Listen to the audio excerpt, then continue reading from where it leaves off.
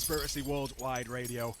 One hell of a show so far, and it's going to get even better now. We're going to talk to what I think is two of the creators of one of 2011's best albums so far. Welcome back to the show, Canibus, and welcome to the show, Architect. Yo, what's up there? What's good, Mr. Montana? Everything is great. Of course, got Menace up in the studio as well. Hey, what's up, Menace? How you doing, bro? Okay, yeah, this your first time meeting the great Architect. You know what I'm saying? Menace and Montana. This is the man behind the boards right there. Exactly. Integral part, and I want to talk about Architect and his role in this album as we get into it. But how you doing, Architect? Is everything good? Yeah, doing great, man. All right, excellent. Now, it's got to be said, I mean, this has been an incredibly busy time for the pair of you and all your team over the past fortnight, because it's not just been about recording and sitting back and watching as labels try to put the music out. It's been about, like we spoke last time, it's been about taking control of absolutely everything, and that includes the sales. But an extremely busy time for everybody at UCAM. Yeah, for sure. Just we wanted to thank everybody. That's why Ark's on the call as well. We wanted to thank everybody who was involved with both the production and the release of Lyrical Law, and even those who helped out with the marketing. As you know, our marketing was pretty much bare bones. The promotion and marketing was just done by artists that appeared on the record. And also, a couple people here and there who are out there and have, they got access to, media. Exactly. And this is what it's about, taking control. Now, it's an incredible album. As I've been saying on the show tonight, I don't think any album in 2011 will match this for the poetry, the just sheer lyricism, which is exactly what you intended to do with this. I think also as well, it's got to be said, it's one of the most communal albums in recent Canibus history. I mean, the lineup of guests on here, they're all necessary guests. They're all guests that add something to all the ciphers on every single track. But let's talk to begin with then about the creative process. Let's deal with the basics. I mean, what was the chemistry like between yourself, Canibus, and yourself as well, Architect, on this project? I mean, how close were you together? What was your roles together? How did you bounce off each other? I mean, there's been a lot of pressure from fans for dope production for Canibus, and you've really delivered with this one. Well, Ark, tell them pretty much, what your ideas were in the beginning and how it sort of, came together.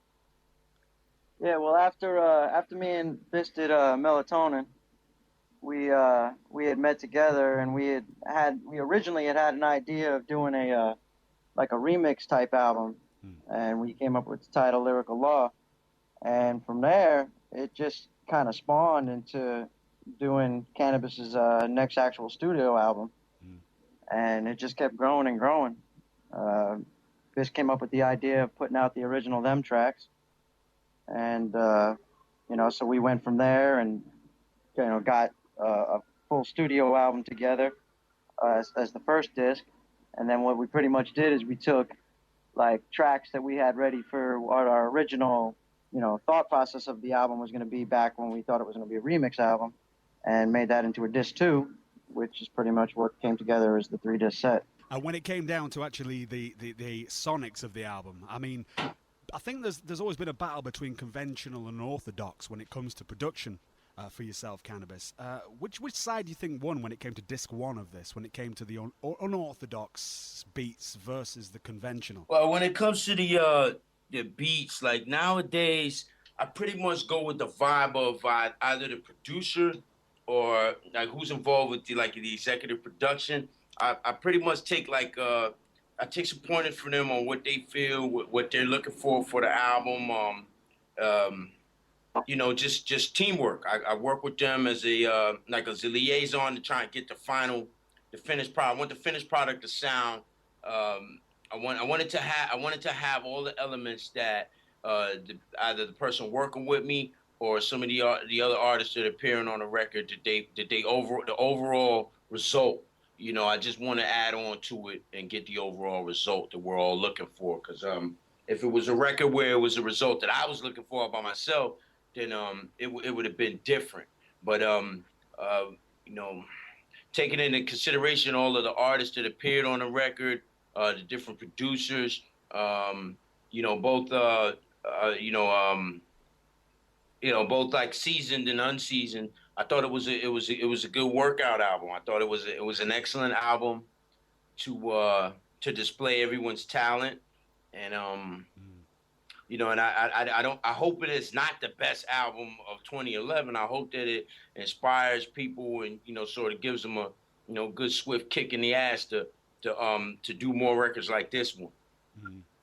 I mean, I say that to qualify what I was saying with that. I mean, when it comes down to albums and the actual lyricism of albums, everybody in the world knows that hip-hop as we know it and as we love it, it has been lacking, and some artists have not been delivering. They've been delivering songs, they've got the hooks, they've got the chorus, but you always feel like when you listen to the verses that they could do much better, and I feel that everybody came with this on this album, all the guests, and of course yourself. If I may say, and I don't know how you'll take this, but to me, there are some lines on this that I think are some of the finest lines of your career, Canibus. Whoa. Astonishing. And I'm talking hair-raising lines. On almost every song, there's about 3 or 4 bars together that just make me go, wow. And that is something why it qualifies me to say that I think this is going to be one of the albums of 2011. It's a superb album. It sounds very focused, and that's an important thing, I think. Very well considered. How long did it take to actually decide on the final track listing? And how many tracks were recorded and which tracks were left off the project? What you want to say, Art? Like I said, you know, we started this back in right after Melatonin, so that was about April of last year. So I figure about a year and a half it took us to get the album together. We were very meticulous when it came to what beats we were using, what artists we kept on, and you know, tracks like that. You know, the flow of the album, where each artist went where. As far as extra tracks, I don't know. I don't even think. I mean, because of the second disc, anything that we pretty much didn't have on the first disc, we kind of pushed onto the second. I don't think we had any extra, did we? Chris? Yeah, I'm here. Yeah, I don't even think we had any extra ones, did we? Well, I don't think we got any extra ones now, but at the time, like I was doing other things during 2010. I was working on you know, of course, the Melatonin Magic, you know, features, performances. We did 160 shows that year. Performances, you know, just East Coast, West Coast, Midwest, down South, all that. And we did Africa last year as well, Johannesburg. So there was a lot of things going on last year, and then the Undergods, of course. So I really didn't get to chip into Melatonin. Yeah, the Sea of Tranquility release was that year too. So 2010 was a busy year for me. And so I didn't really get to chip, like Ark was going around wrapping up the features, making sure that we got, you know, green lights on the features and the production too. And then right around, what was it, February, Ark? When did I like kick in? When did I chip in and start vocaling? Yeah, I would say like beginning of this year is when you pretty much got deep into the booth. Yeah, around like February. So that's when I added on my part to it. But overall, you know, I will say that a lot of the inspiration for the rhymes. I mean, since you were saying, Montana, that you know, a lot of rhymes was hard hitting to you. Some of the better half of the rhymes that I put out, that feels good. But I guess I got to attribute that to the energy of the MCs that were featured on the album, because I pretty much I did what I did based off of them. Like I would have, if, like I said, if the album was a solo album all throughout, it would have been different, considering the type of subject matter that I'm on these days. But because you know you got Chino XL, K Reno, Born Sun was on there, K Solo, Killer Priest, Planet Asia, Razcast, you know, just yeah, of course, Ruck and Rock. I remember listening to it about a week ago and saying to myself, you know, I got a lot of legends on this album, you know, and I think that's probably the chief contributing factor to why I had to dig deep to, you know, to just have verses that were you know, that were on par with these other artists, man, because I have a paramount amount of respect for the artists that were featured on the album, and I wanted everybody to get you know, their mic time, and You know what I'm saying? Like that's what it was. That's what inspired me to make the album the way that it is. I say it was a supporting cast because, you know, they're legends, man. Like K Reno, his discography speaks for itself. I'm surprised. I'm never. I'm always surprised at how, you know, so many people haven't been introduced to him, even though his abilities are like. And when I found out, even myself, I sort of felt, I felt, I felt out of the loop myself when I finally looked at his discography and I saw how many albums he had put out and how long he's been rhyming. So, has he ever been up to Conspiracy Worldwide, Montana? He has, but we're talking now, back in the days when we were just a broadcast, just a live broadcast, no podcast, iTunes or anything. About 2005, I think it was, 2006 he was on the show. Yeah, something like that. He's due for a return, man. You guys got to bring him back. He's a you know, he's a hard-hitting MC. There's no doubt about it. I never heard anybody from that region rhyme like that. Like, and that's the truth. So, I mean, you know, besides like, well, the rhyme like him, no. I heard people from the, you know, from that state that get busy. You know, you got Scarface, you got 8-Ball, MJG. You know, you got some MCs from out there, but in terms of the content of what they rhyming, and then the amount, you know, the catalog. K Reno's a top-notch MC. Chino XL, he's also another MC that I don't get to rock with all the time. But, you know, his verse on that 5 mics, you know, it made me dig deep, you know. Of course, I got Priest and Raz on there, you know, those Horseman fam. And, you know, they did the damn thing. Everybody, you know, they got their mic time on there. I was grateful to have them on the album. And what other feature? Yeah, the Ruck and Rock feature. I haven't done a record with them in quite some time. So, and I had seen them like several times in between this song on this album on Lyrical Law. So it was a great addition to have on the album. Historically, it's this album. What it means for me is it's a lot of things coming to the goal line. Like completion is a good word I could use for it. Like a lot of these the artists that I'm working with on this album, it gives me the feeling of completion. Like, you know, to have been rhyming since the mid '90s, and then to you know, to go down that path, you know, major recording contracts, independent recording contracts, you know, hundreds of performances, hundreds of features, thousands of songs. I say, like, when you wrap it up, you know, this record gives me completion. I think it's safe to say that this album is Canibus's album declaring that independency. This is you waving that flag, declaring that independency. But bringing it back to that featured cast on the album, I mean, what was their initial reaction to the finished product? How did they like the album? I don't know. I was trying to Art, did you get in contact with any of them to get on that Spitbox thing that we did? Because remember, I was trying to get some of them to come through there, but you know, everybody's so busy. Yeah. Reno was gonna come by, but he was doing something that night when I had hit him up, and wasn't able to get to a computer. Yeah. I know Son was running around, and he was running around taking care of some things. So, and he's also working on his album. So he was busy at the time. But I was trying to get some MCs on there that were on the album, and unfortunately, everybody I got in touch with was busy. Yeah, I mean, this is what we're talking about here. We're talking about the album being more of a communal effort than anything. Now, when it came down to selecting the artists, was it a case of, I mean, some of these are obvious. Like you said, Chino XL is your man. I mean, Rascas, Priest, of course. We're going to talk about the Four Horsemen project a little bit later.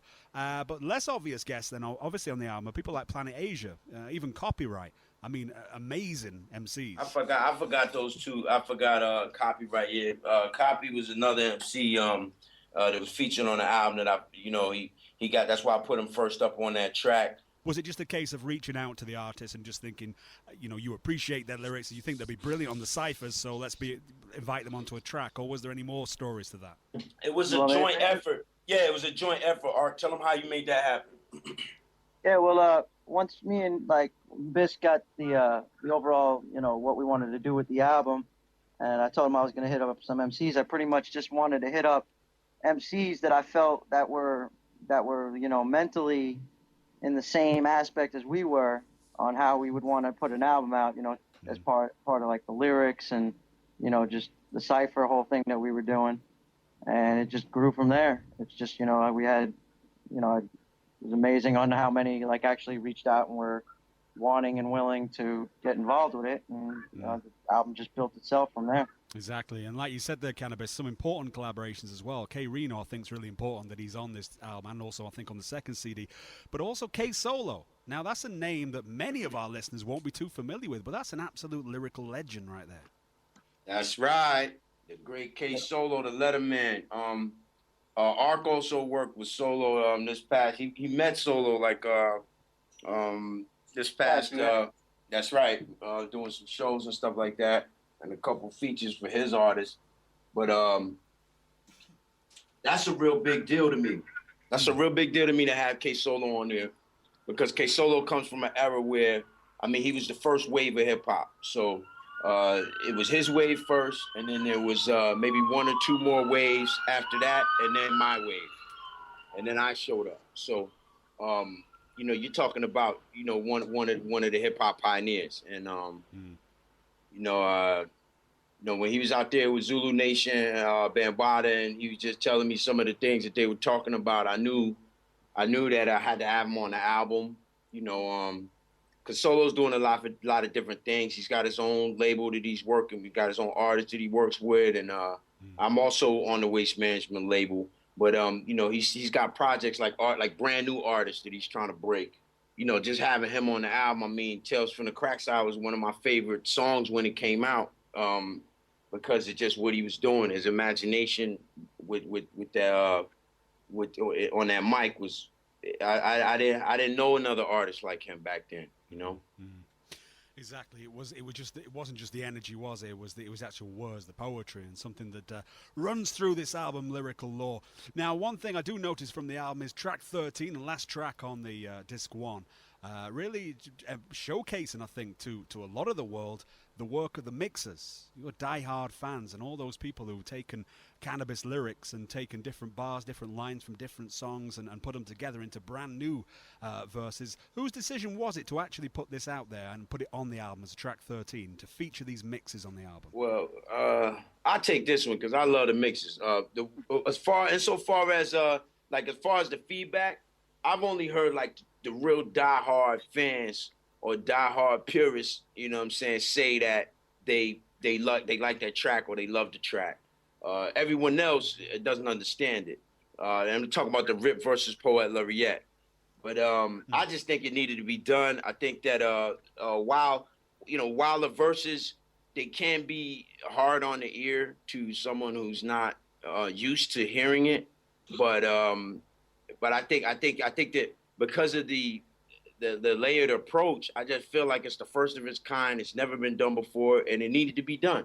And that's why I did it, and I'm going to keep doing it until it's perfected. And these mixers right here, I want to say their names because not only did they put together with track 13, but they've, because of them, there's about 2,000 mixes right now of Poet Laureate Infinity. And I think they should be commended for that, because it takes a lot of focus to make so many mixes, and to do it, in addition to making the mixes, they've done it, with their own schedules and what they got to do in their own lives, and then also against brazen opposition. I mean, the people who oppose the whole Poet Laureate Infinity concept, to me, are like, they're like it's like a resistance, if you will, and a resistance to nothing, because you're not stopping anything. I made the layers. The mixers want to mix them. That's it. That's it. There's no you can't make it stop. It's continue to go. So it's like, just fucking get used to it already. You know what I'm saying?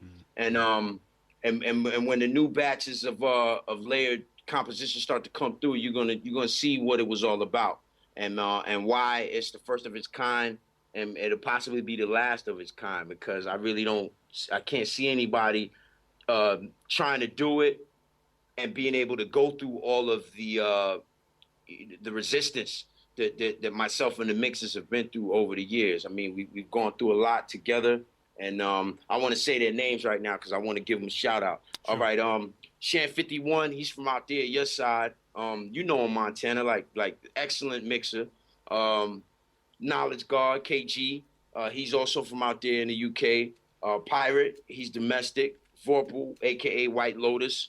DJ Bob, DJ Karma Infinite. Lazy 1999, X-Bren, Reptilian Agenda, Lethal, EWS, aka Eyes Wide Shut, Lord Zero, Muay Thai, Create, Prolix, PD Digital, DJ Arenicus, DJ Devo, Anomalous Astrologer, and all those involved in the CIF mixtapes. Also DJ Johan Solo. And then I also like to thank Architect once again for putting the mixes together for Rip versus Port Larry Infinity. I had left a verse off there accidentally, a verse that KG had mixed. It was accidentally left off because I didn't have that file. It was just, because it's a layered composition, they come in bits and pieces. Like all of the files are sent over in bits and pieces, like even when you zip file them, so it's easy to lose track of one of the layers. And of course, it has to be said, like you were mentioning there, I mean, this sounds, I was going to ask you how important this is to Canibus's career, these mixes, how important these people are. I think you've answered that question. You just named every one, and you named them effortlessly. These people are a massive part of your career, but also a massive part of your life, it sounds like, these mixes. Well, at this point, yeah. I mean, prior to Port Larry Infinity, they weren't involved like hands-on, like helping with the production, helping with the music. It was just really it was hands-off. But since Poet Larry Infinity is coming to the picture, I think that they've proven that they're here to stay. And with that type of ambition, I can't be anything less than impressed by what they've done and how long they stuck with it, and then also thankful for their contribution, because they're the ones that are going to usher this new style of composition into being. Before it's all said and done, like, we're going to see some layered compositions that are, Rip the Jacket to Infinity. We're going to see some layered compositions that's way over the top. That's what we're going to ask you about in a little while when we finish talking about this triple CD, Lyrical Law, available at CanibusCatalog.com. We're going to actually ask you about that, Rip the Jacket, too, because I did actually want to talk about the layers and the things that you've kind of you've teased people with and said this is what's going to happen. We'll talk more detail about that in a second. Now, we mentioned sales at the top of the interview. I mean, obviously, they're very important to fund future projects. That's what we're talking is sales, not to buy cars, but to fund future cannabis projects. And, of course, you must purchase and go and buy the album, CanibusCatalog.com. What about challenges that you've faced being businessmen, being a self-sufficient enterprise and not just the artist that puts out the album? I mean, yourself, Architect, and yourself, Canibus, have there been any challenges in actually getting this album to your fans in physical form that you didn't expect to have as challenges? The only challenges I guess we really ran into was well, obviously, by having to put out this ourselves, that's tremendous work, and I got to give it up to Bis on the hard work he's actually put in to help get everybody the CDs. And but as far as promotion wise, I mean, there are I've been noticing that it's hard to get the word out there and get people into buying a product when it's not coming from a major label. Other than that, I mean, I don't really see, it wasn't really anything that tough that to keep us, held back. Well, I wanted to say that after the last interview that I did with Conspiracy Worldwide Radio, I felt like things took a turn for the better, in the sense that you all kind of got my word out there. You got the word, like how I was feeling at the time and some of the things that were bothering me the most about, about what was on my mind at the time, like what was weighing heavy on me. And you guys gave me opportunity to speak on that. And you also brought me closer to my fan base, to the listeners, because sometimes most of the time, they don't know what's going on behind the scenes. And most of the time, they just get some words in a rhyme. And while those words are very detailed and, I'm explaining everything, because it's done in a poetic fashion, it's difficult to keep up. So, that interview I think it was pivotal, and things took a change for the better, because I started to see, I see some promo kick in. I saw some people who would have normally been haters, kind of either, I don't know if they took a seat in the background, or they just they changed their mind about it. I don't know what, but I think things took a change for the better, and I'm thankful for that. I mean, you and Menace really made that happen, because there was no other interview that I saw that had the impact that the CWR did. I mean, I don't take that as a commandment. I mean, all we tried to do, and I know some people were a bit disgruntled by that, is we just literally wanted to hear what was on your mind. We wanted to hear the truth. That was what it was about. And I mean, we're here now. And I know yourself did promise to all the fans that we would talk about Rip the Jacket 2 eventually. But like you just said there, that night was not about Rip the Jacket 2. It wasn't about Lyrical Law album. It was about something completely different. And I'm just really, really glad to hear from yourself that it had a positive impact. Because I know we were all thinking at the time what the reaction would be. And I certainly saw it being very positive as well. And I can back you up on what you're saying there from my side, from what we saw at Conspiracy Radio. It did open a lot of people's ears, and it got a lot of empathy from what I saw. Mm. Well, that's what I was looking for. I was looking for empathy. That was one of the key words that I had used even. And I felt like it did two things. The most important thing what it did was I felt like the listeners, those who've been following my music for all these years, I feel like it galvanized us. It brought us closer, and it galvanized us. I feel that those who are, I say, like too set in their ways to change, and I'm talking about the haters in particular, or anybody that's on the fence, I felt like what it did with them is it either made them take a back seat, or it made them bolster up, bolster the hate. It made them brace the hate. That's what they did.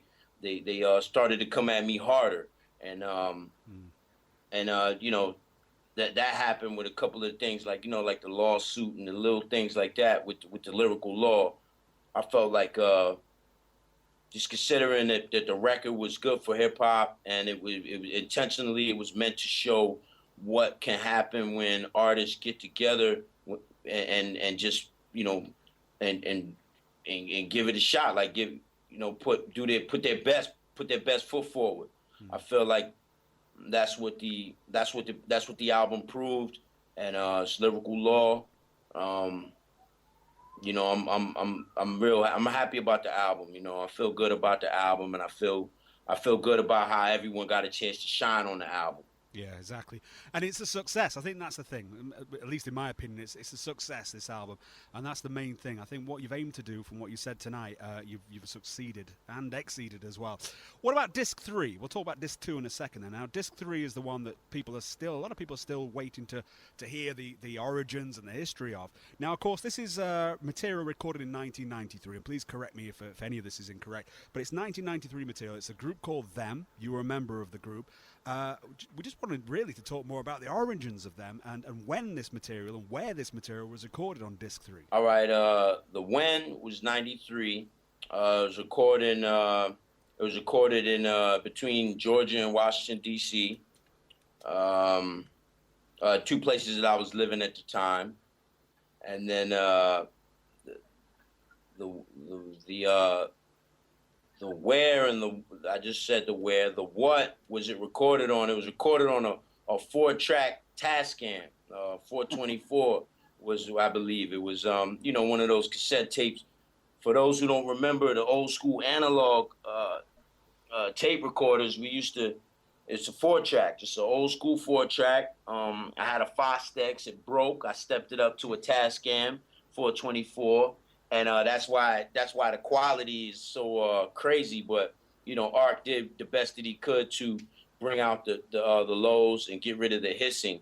And I've had that music on stash in a garage for for almost 20 years, and I felt like I wanted to take it out the archive and make it available to people because I wanted them to see that I didn't just start rhyming yesterday, and I wanted to see how my styles developed, and sort of kind of if they want to, if they're interested in doing that, they could they could look at the history, they could look at when those records were done, analyze the rhymes and the style and just how hip hop was at the time, because in that album you can see I paid a lot of homage to groups like Wu-Tang, Buckshot at the time, which was the whole Smith and Wesson, the whole boot camp stuff, that whole boot camp clique. Like that's when everything was popping off for them. Nas, we even had a sample from there on Nas. Like Nas was also an artist at that time that was all eyes in hip hop was on him, Wu-Tang and boot camp.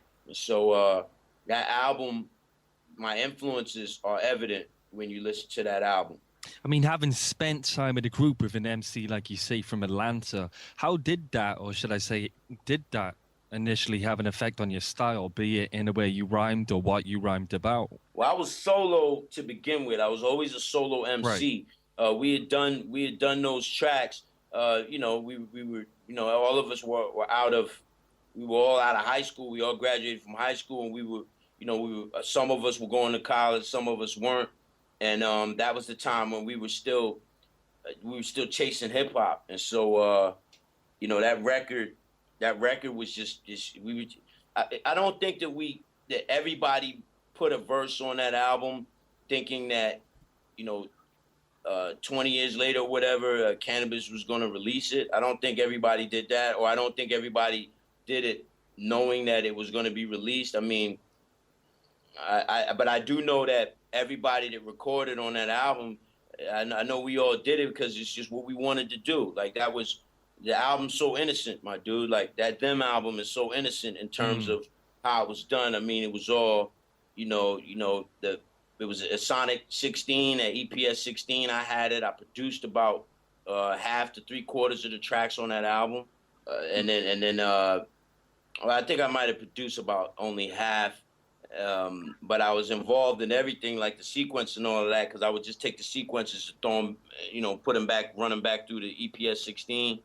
Homeboy had an ASR 10, and we just, we had the little Sony mics, that shit that you get, Sam Ash, and we just went in and we just did the thing. It was pretty much like a demo album. We were using that record to showcase our skills, and right. and we were trying to just have like a compilation of songs just in case we came up on an A&R or something and they were like, yo, what you guys got? We just had songs to play, Right. Now, speaking of skills, to what extent would you say Canibus Sativa, pre-Canibus, was developed as a lyricist? I mean, what do you personally credit as being some of the biggest differences as Canibus Sativa and Canibus post-Canibus? Well, a lot of the records from them, and even I didn't really do much recording before that I kept anyway. But as far as that time period and just how my styles changed, I think that early on in the '90s, everyone was punchline driven, and so the punchline, of course, Ebonics has a big part to play in it. We all grow up speaking broken English, and so. At least in hip hop, I just remember to all the languages be, just broken English. Everybody was speaking in Ebonics and slang, and so I watched hip hop go from a punchline thing to something that was more poetic, and something that you make references that weren't just what was on like the TV screen. Like, you made references to historical references, references to things that had happened in the past. Both U.S. history and world history, and I evolved into more of a poet than just a punchline MC, and I think that's like, those are some of the major differences between a Them album and the Lyrical Law. or not so much Lyrical Law, but let's say them and either Rip the Jackal or Sea of Tranquility. Those albums were poetic albums. Really didn't have any punchlines on them, and not punchlines that were overt anyway, and just inferences. A lot of historical references, and so I think that's like the main difference now. Like now I don't just look for something that's gonna make people say, you know, ooh, the oohs and the ahs. I look more for something that phonetically it rhymes, and then I look for something that has a deeper meaning. Like that's what I'm doing now. That's what I've been doing for quite some time. Absolutely. Now, one of the most creative things about Rip the Jackal was that it represented three sides of your personality, those three sides being, of course, Jermaine, Canibus, and Rip the Jackal. Was Lyrical Law and his discs, the three discs, all of which have their own flavors, influenced in any way by Rip the Jackal? Rip the Jackal, Lyrical Law was Canibus, and that was Canibus. I say Rip the Jackal just to let them know that it's me. But the Lyrical Law was the Canibus persona. Rip the Jackal is, you know, like I said, there's a lot more work that goes into it when I'm trying to do something that's either representing Rip the Jackal or coming from Rip the Jackal. I put more work into it insofar as the research that's done and then, of course, you know, you can see, like, even the album Rip the Jackal to and the Poet Laureate Infinity concept, and then it's Rip the Jackal too. So you said in past that Rip the Jackal was born after you had experienced the cutthroat competitive side of hip-hop. I mean, given that you came out during a time renowned for its cutthroat competitiveness, was there ever a moment where Rip the Jackal could have been born earlier in your career, would you say? Nah, I think everything happened right on time, and you know, looking back on it in retrospect, I have to say that everything was right on time. Now, what about Rip the Jackal Part 2? I mean, can people expect that anytime soon? Well, what I want to do with this album is it's still in the early stages of production, like very early, like almost to the point where I just got a folder with a playlist folder made up with a couple beats here and there, but really I don't have much much preparation in that as yet, and I'm about to get started with that, and then of course, you know, 10,000 bars. So you know, and that's ready to go. That's on the catapult right now. So what I'm gonna do is I'm going to you know, I'm gonna get with the team, and we're gonna start to you know, put some shape to this. So I don't really want to say too much about it. I don't really want people talking about it until it comes out. I just want to kind of wait till it's done, and then I'm going to start pushing it, and then, you know, and then it's, you know, the leash is off. Everybody, the gate's open. Everybody can do what they want. So all you want to really say about this so far is it's in the early stages at the moment. That's well, yeah, I want to say that, but I would like also to back that up with listen, for everybody listening, or, you know, some of those people, they ask the questions, they say, well, why didn't he get this person to produce, or why didn't he get this artist to feature on the album? Well, you know, before you ask those questions to people on the chat room or somewhere that don't have an answer for you, like, you know, ask yourself that question. Like, as you can see, Lyrical Law's got, you know, a wide spectrum of artists on there, both MCs and producers, and it's always been that way, man. Like, anybody want to do a record with me or rock with me, it's so easy to get in contact with me, and you know what I'm saying, if you come correct, we could get it done. If you know, if you're real hard to get in touch with, and, you know, and it seems like you don't want to do it or anything of that nature, then I'm gonna keep it moving. And so that's what people gotta get that through their skulls. They gotta stop thinking that I'm the one that's saying, I don't want to work with this person, or I don't want this person on my album, or I don't want to have this person. That's never the case.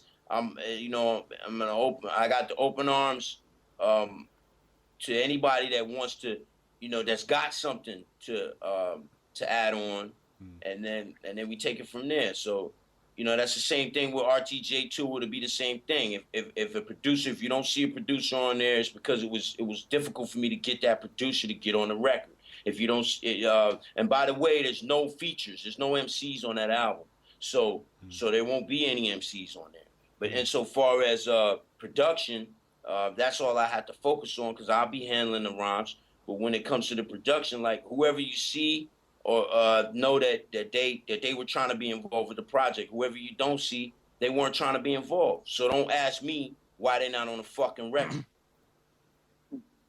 Is there any truth to the rumor that when Rip the Jacker had dropped it, initially it was going to be your last album you were planning to do? Is there any truth to this rumor, or is it just a case of it being kids just talking on the internet again? Nah, there's some truth to it.